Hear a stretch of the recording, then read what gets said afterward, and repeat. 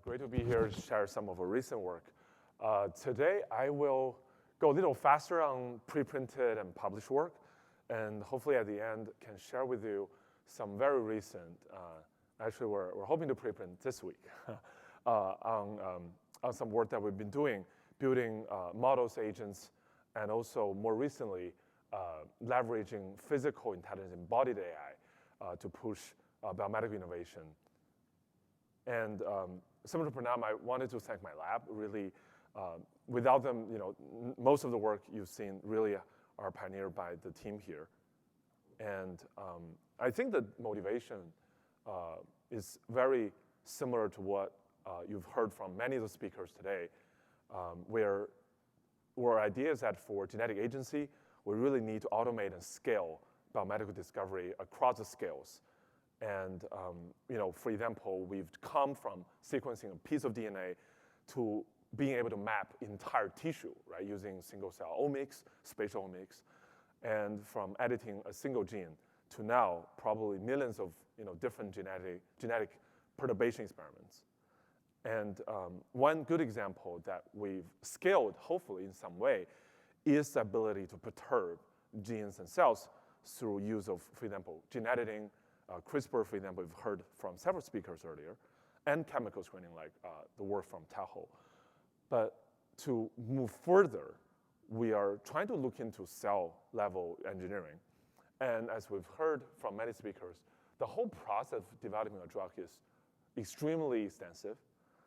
So what we've been thinking about is how do we learn from, for example, some of the areas where we've scaled testing from instead of building physically, right, 1,000 rockets, we can simulate a lot of the processes. So what are the scaling laws that we have in biology? And our early work, when I was working still at the Broad with Aviv, was to really leverage computation. And one of the early work I did with Brian Clear at the time was we take advantage of the inspiration from image compression, right? So you can really compress image 20 times without losing much fidelity. This is still a really easily recognizable dog.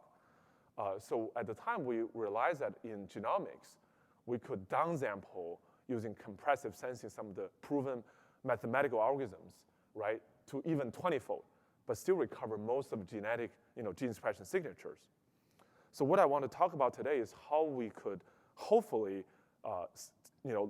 build models, agents, and now robotic automation towards scaling biomedical research, hopefully multiple fold of degree of magnitude. And on the model side, I want to share a preprint story on building foundation model for RNA. As you've seen from many speakers, Eva just now, protein is really being a powerful sort of approach for medicines. We've thought about also how can we learn from RNA language, which complements a lot of the work on proteins, also on DNAs like EVO. And so we've open sourced this model recently. So this is completely open source. And we really think that for RNA foundation model, there's still a lot of work needed. So in addition to leveraging the transformer encoder, which a lot of work really benefit from inspiration from protein language model, we also built a Q-former-based diffusion layer in this RNAGenesis model where instead of just being able to predict or tokenize RNA sequences, we can now also leverage similar approach that protein design have been used to generate, using diffusion model, RNA sequences and steer that diffusion towards specific functions, as you will see later. We've benchmarked our model against existing benchmarks, but we also started to build additional benchmarks we call it RNA therapeutic benchmark. We really hope that we can scale the RNA foundation model towards multiple tasks. And one thing we've learned actually through this sort of benchmark process that, as Hilary mentioned, we mostly were looking at pathogenicity, for example, as one way to think about RNA variants. But we realized that we really should be pushing towards more meaningful, like missense variants in the future. But this, because RNA a lot of times are regulatory, we think there's still more work needed because we cannot necessarily always rely on sort of coding principles like protein did. But one really nice thing, we talk about non-coding RNA. that we can try to test and design is CRISPR RNA. Especially in this case, the scaffold of CRISPR is a non-coding RNA that interacts with Cas9 protein but drives gene editing. And what we found is that if we use RNAGenesis to generate and steer that diffusion process towards functional guide RNA, because we have experimental data sent to everyone in the field, we can actually propose a mutated scaffold that seems to really improve gene editing across knockout, base editing, and prime editing. We still need to do a lot more tests, but we think this represents a very useful use case for using RNA foundation model to design non-coding RNA that could be actually very meaningful for processes like gene editing. And using AlphaFold3, we did find that the sort of mutated scaffold generated additional hydrogen bonds between the RNA scaffold and protein, so seem to have at least some physical basis of explanation for why these mutations actually improved gene editing efficiency across the settings we've tested. More work is needed, but we think that this provides a view into how we can really push beyond a model sort of just predicting structure, but also start generating functions, as many speakers earlier have discussed. And more recently, the second stage of our thinking here is to leverage these models and start building workflows we call AI agents or agentic AI approach. So we've recently published a AI agent specifically sort of designed for CRISPR gene editing, but this is more on sort of the protocol generation, guide RNA selection. Because this is published, I want to focus more on our recent work with Matthew Porteous lab at Stanford, where we're trying to actually build a model not just for example, for general purpose protocol generation, but really for stem cell engineering, which is a very high value use case. And particularly in this work, we have been focusing on hematopoietic stem cell, HSC engineering. As you know, one of the main sort of FDA-approved modality for CRISPR therapeutics is HSC editing.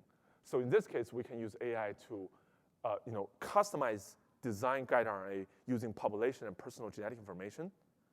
We also have the agents fine-tune using experimental data, a specific model that generates, that predicts sort of guide RNA efficiency, particularly for stem cells. And you can see that we call it HDR-GPT because it's focused on precision editing. And you can see that it outperforms all the existing rule set 1, 2, 3 that are used in many of the existing CRISPR-Peak algorithms. And very quickly, we are now expanding with the Porteous app this agent to do many different tasks, end-to-end, from designing guide RNA to designing an AAV donor template to even output information and protocol. So we think these agents can help automate and accelerate stem cell engineering from sequence design all the way to protocol generation. And with that, very quickly, we also prepared some more general purpose AI agents. But these are work led by our collaborators like Aviv Regav and Yuri at Stanford. And so in the interest of time, I won't go over them. But these are also starting to expand the agents beyond just CRISPR to more general purpose informatics. And we built recently a website for that. But lastly, I want to have a quick few minutes to talk about how we wanted to connect these AI agents to physical operation in the lab. But motivation for us is when I was actually discussing CRISPR-GPT with John Dench at the Broad, he actually had a comment saying, but look, have you thought about that the most time-consuming part of a lot of these CRISPR experiments, not even the design of the library, but actually how do you perform these experiments? So we pre-printed the work where, in addition to just agent designing the experiment, we can use smart glasses driven by vision language model to actually drive experiment execution, not only for scientists themselves, but also for driving robotics that learn from scientific human operation. So in the interest of time, I won't go over everything I have here, but very briefly, we actually collected a lot of data in the lab using smart glasses and built our own version of VLM, vision language model, that understands laboratory tasks better than, for example, Gemini 2.5 Pro, some of the really leading VLM models. With that, we can, for example, guide designs of experiments in real time, can tell, errors when you do experiments to help people. And then finally, we can provide, for example, actual live guidance, in these overlay smart glass interfaces. And so we can now even build robotic, our implementation for this, where human and robots work together because robots are learning from human operation.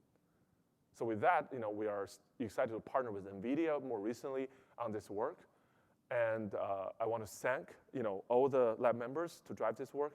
But in general, we think that we can now really connect these AI models and agents to physical lab. Thank you. Thank you so much.